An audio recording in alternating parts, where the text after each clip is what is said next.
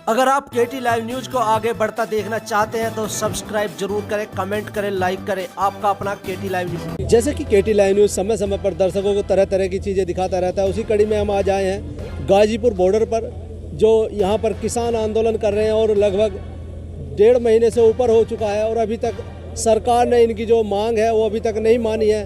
और यहाँ पर कुछ लोग हैं, आप देख सकते हैं, यहाँ पर कुछ लोग पॉलिश कर रहे हैं और एक तरह से देखा जाए तो सब भ्रांत परिवार से हैं। और जो यहाँ पर देख रहे हैं आप, जो खासकर सिख धर्म में माना जाता है, एक तरह सेवा का काम है ये।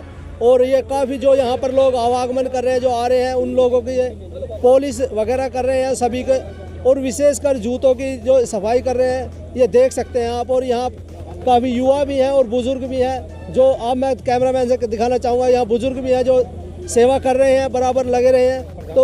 तो सर, यहाँ जो आप जो देख सकते हैं आप, यहाँ किस तरह से जो पंजाब से आए हुए हैं, हमारे यहाँ से यूपी से हैं, लोकल से जो यहाँ से हैं, जो अपने सेवा में लगे हुए हैं बराबर। तो आइए बात कराते हैं। सर, आपका नाम?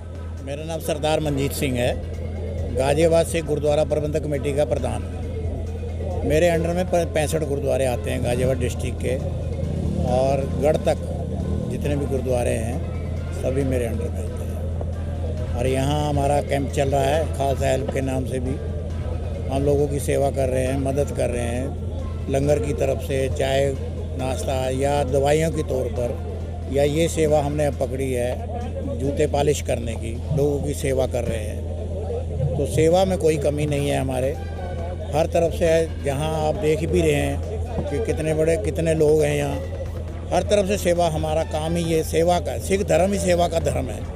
जैसे कि देखने में आ रहा है, काफ़ी लोग जो यहाँ पे लगे हुए हैं सभी संभ्रांत परिवार से हैं और काफ़ी प्रगाढ़, उनके जो मतलब एक अमीर परिवार से भी हो सकते हैं, और सभी लोगों के जो आ रहे हैं उनके बराबर जूते पॉलिश कर रहे हैं। तो ऐसा कुछ आपको शर्मिंदगी महसूस नहीं होती कुछ इस तरह से? नहीं, शर्मिंदगी नहीं, सेवा के अंदर कोई शर्मिंदगी नहीं है। हमारा सिख धर्म में है ही सेवा, और कुछ है भी नहीं। तो सेवा ही, जो भी सेवा हमको मिल जाए, जिसको भी मिल जाए, वो अपना भाग्य समझता है कि मेरा भाग्य खुल गया कि मुझे ये सेवा मिल गई। तो हमारी सेवा छोटी या बड़ी में नहीं आती है। जैसे कि आपको यहाँ काफ़ी दिन धरना प्रदर्शन करते हो गए, अभी तक आपको क्या उम्मीद जग रही है कि सरकार आपकी नहीं सुन पा रही है? नहीं, सरकार, देखिए, सरकार का काम है अपना काम करना, हमारा काम है आंदोलन करना। मगर सरकार और किसानों के बीच की लड़ाई को अगर कोई अंधभक्त या उसके समर्थक कहीं अदरवाइज ले जाते हैं तो वो गलत कर रहे हैं। हम लोगों को यहीं रहना है, यहीं रहते रहे हैं। मगर सरकार और किसानों के बीच में 1 लाख आंदोलन मैंने अपनी ज़िंदगी में देखे होंगे, मगर जनता कभी इन्वॉल्व नहीं हुई, कभी पार्टी पॉलिटिक्स कभी इन्वॉल्व नहीं हुई, कभी भी नहीं हुई। मगर ये पहली बार देख रहे हैं कि जो समर्थक हैं वो लड़ने को तैयार हैं, कपड़े फाड़ने को तैयार हैं हमारे, और हमारे बीच में फ़र्क पैदा करने के लिए, भाईचारे के बीच में फ़र्क पैदा करने के लिए तैयार बैठे हैं। तो ये गलत है। ये लड़ाई हमारी सरकार से है, ना कि किसी आदमी से है। जैसे कि यहाँ आप सिख धर्म से हो और कुछ मुस्लिम लोग भी आते हैं, तो उन्हें पाकिस्तानी कहा जाता है और आपको खालिस्तानी कहा जाता है, उसके बारे में क्या कहते हैं? अब वो कुछ भी कहते हैं, वो तो सरकार है ना, सरकार के पास तो टीवी है, टेलीविज़न है, दूरदर्शन है, सारे अखबार है, मीडिया है, वो कुछ भी कह सकते हैं हमें। अगर यहाँ खालिस्तानी किसको बोलते हैं? जब मेरा इतना बड़ा मुल्क है, 30 प्रदेशों का मुल्क मेरे पास, 8 केंद्र शासित राज्य हैं मेरे पास, मैं एक खालिस्तान क्या करूँगा भाई? इतने बड़े मुल्क का मालिक हूँ, 135 करोड़ जनता है, इतने भाई बहन हैं हमारे। तो ये सब बकवासबाजी है, ये हमें बदनाम करने की कोशिश। जैसे कि मोदी जी का अभी आपने बताया कि एक तरह से आप सभी को परिवार मान रहे हैं, और एक तरफ वो जो समर्थक है जो वो ये कह रहे हैं कि खालिस्तानी पाकिस्तानी, तो सबका साथ सबका विकास एक मुद्दा रहा था, एक स्लोगन रहा सरकार का, उसके लिए क्या कहना चाहेंगे? मोदी जी ने तो जो 7 साल में कर दिया ना, वो कांग्रेस ने 70 साल में नहीं करा।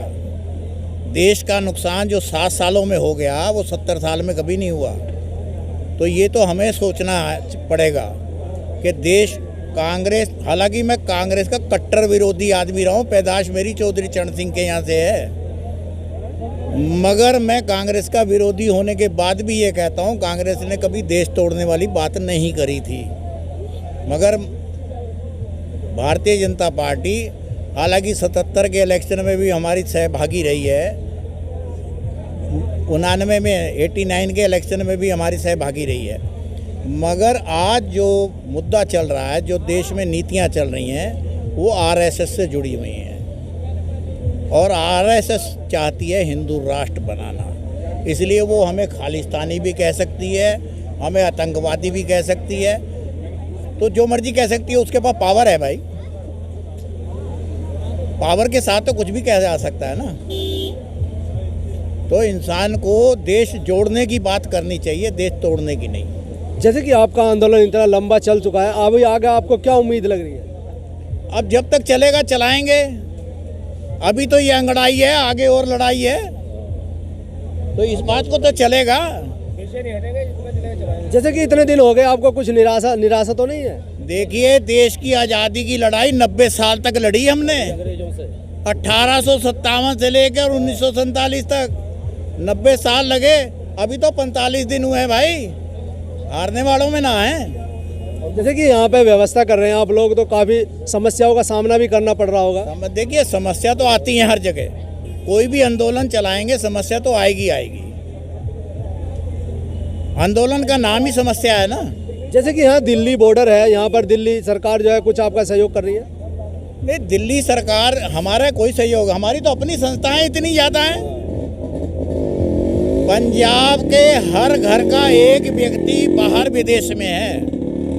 ना तो यहाँ खाने की कमी का आ सकती है, ना पीने की कमी आ सकती है, ना किसी तरह की चीज़ की कमी आ सकती है। यहाँ तो इतने रईस लोग बैठे हैं भाई। तो देशवासियों को कुछ संदेश देना चाहेंगे?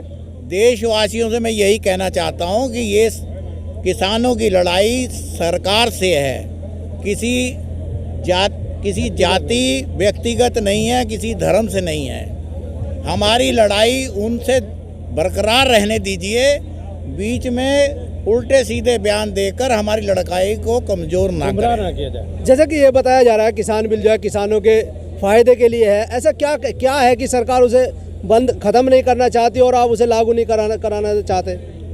सरकार के अगर काले कानूनों में कुछ फ़ायदा है तो यहाँ के लोगों ने तो बड़ा एक छोटा सा उदाहरण दिया था कि आप हमारे एनडीटीवी के रवीश कुमार को समझा दीजिए बैठा के, हम मान लेंगे। अब इससे बड़ी क्या बात हो सकती है? अगर कोई कमी है तभी तो संघर्ष किया है, अगर कमी ना होती संघर्ष क्यों करते?